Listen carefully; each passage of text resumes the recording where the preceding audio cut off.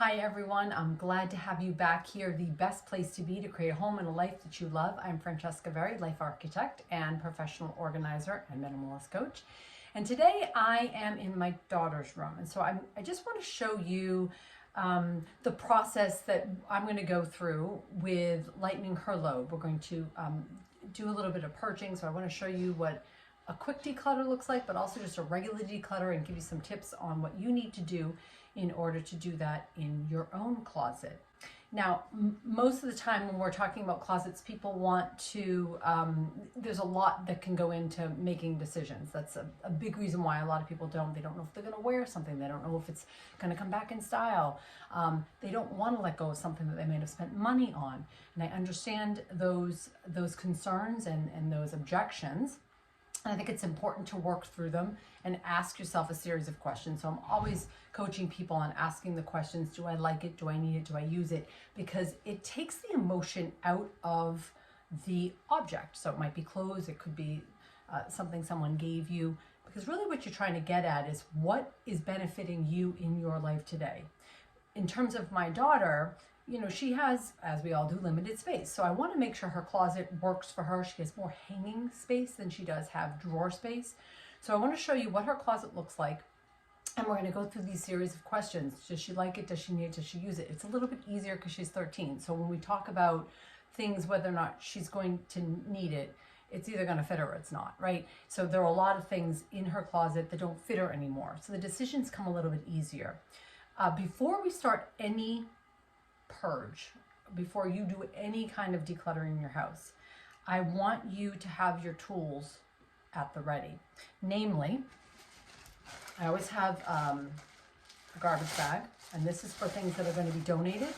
And a lot of times I'll tell people to have, the Minimal Mom suggests this as well. I love this tip. She says to have a box that's a time will tell box. And you would literally write time will tell on the outside of this box. And I would suggest you put a date on the box of when you did the purge, and you would tuck that away. This is I call it a purgatory place, right? I always have a purgatory bag in my closet because I'm not totally sure. I know at that moment, it just doesn't fit my purpose right now. And it annoys me to work through my closet.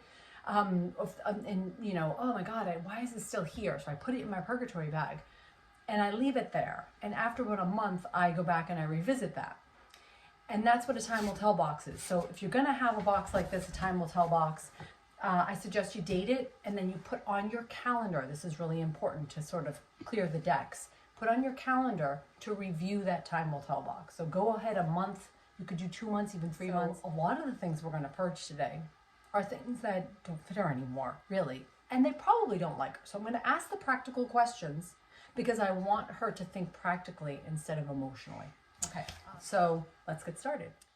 And we're going to start with the closet and in the systems that I built in the closet. So I always suggest that you start with what's behind doors and in drawers. So if you're looking for a good starting point with your purging, that's where, number one, you're going to start small.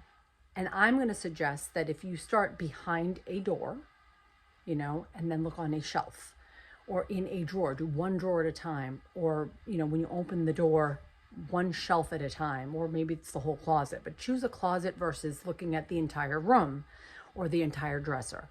So behind doors and in drawers, because it's the easiest place for you to just put things and shut the door or shut the drawer and sort of ignore it. So a lot of clutter tends to build behind doors and in drawers. So we're going to... Okay, and so inside the closet, you can see that she's got this hanging rack here, and it's looking disheveled. And it's looking disheveled, I think, because some of the things, well, first of all, we're going to check to see if they actually still work. Do they still fit her? Does she still like them? Does she still need them? And we're going to start in this part because some of the systems that are breaking down on her dresser, where she doesn't have room for things, you know, her dresser drawers are getting a little bit cluttered with things that don't fit in the drawers because the drawers aren't very big. So we're going to shift some of them into here because I think we're going to gain some space. Okay, so first things first. I already know these bathing suits because we've already looked through the bathing suits, right? So, and we looked through these. We already went through this off camera.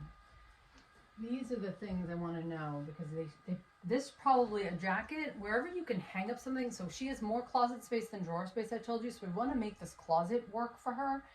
And it's working-ish.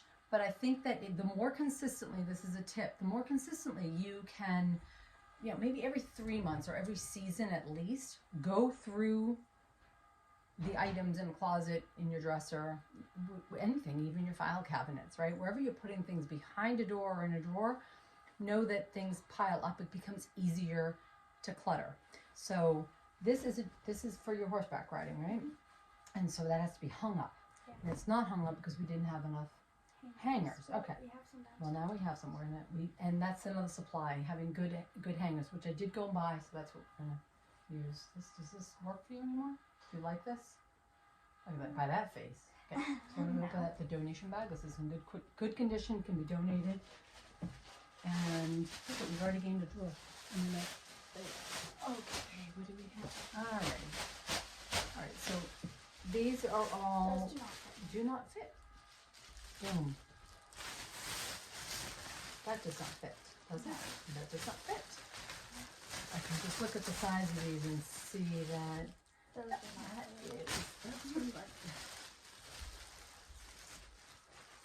That doesn't fit you, right? No. And that's just, oh, how cute. Okay, but no, that doesn't fit you. Very too small. All right, look at that. And then let's just grab this. Okay. Does this fit you anymore? No. It doesn't? Well, not probably. Well, I don't think it shouldn't. It's a youth. No. Right, but that one fits you. That's a small, medium. Okay, so we're going to put this over here. Anything that does work, you put aside. We're gonna figure out where it goes best. Oh, and that. No. Whoa, that's. All right, good. All right, so now we've got some clear space here. I'm just going to now work through this closet. We've actually looked through a lot of these things, so I think a lot of them fit. Okay, so now we're in the part of the process where we're going to set up some systems. We've already donated a bag's worth of things that don't fit or that she doesn't like. And they're all in very good condition, so we're going to donate those. Put that away. And we'll also do some of the clothes that are in her dresser drawers, but we're going to deal with the closet first and create some space, because I told you in the beginning that there are some things that are in the dressers that I think actually would be better served like a category of things. She rides horses, so we'll take all of her horseback riding pants and the tops that she wears, and we'll probably store them here because that's one category and they will fit in these 3 shelves, and I can use some of the dresser drawer space for a smaller category of things, like maybe t-shirts, or you've got what are they called, little camisoles or tank tops that might be better in one drawer, so she can see how much she has and more easily purge them and assess as the months go on, because you'll see the category in one place. You understand? Because we've got some things up here that fit that category that we bought and they were too big, but these actually will start to fit you soon, if not now. So these have to go into that category. So I'll have you do that in a minute. So now we have some hangers. She wants to do things, I bought these. These are basically the size for a lot of her clothes, but she's going to start to get into a bigger streamline hanger. And I bought this fancy color because it'll stick out. So what I'm suggesting is we choose a category of things and put them as much as possible on one color hanger.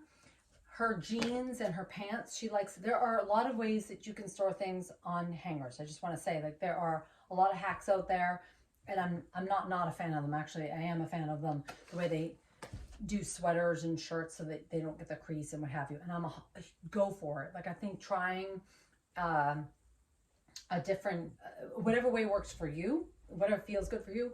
For her, I've already shown her these hacks, and her response was, that will take time.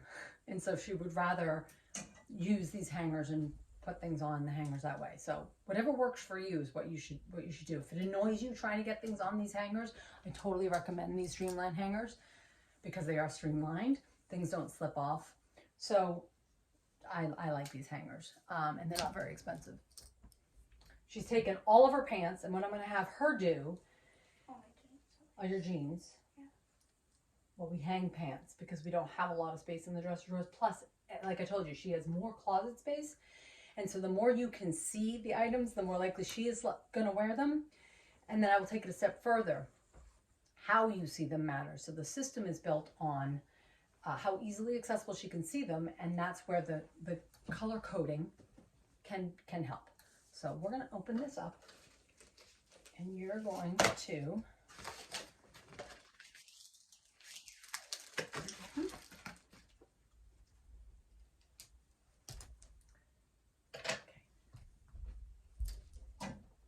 And then what we're going to do is I'm going to take a category of things like all short sleeve shirts or dressier tanks that she hangs. And I'm going to use this color. We've got 3 different colors going on, so I can try and color code them based on color. Like style.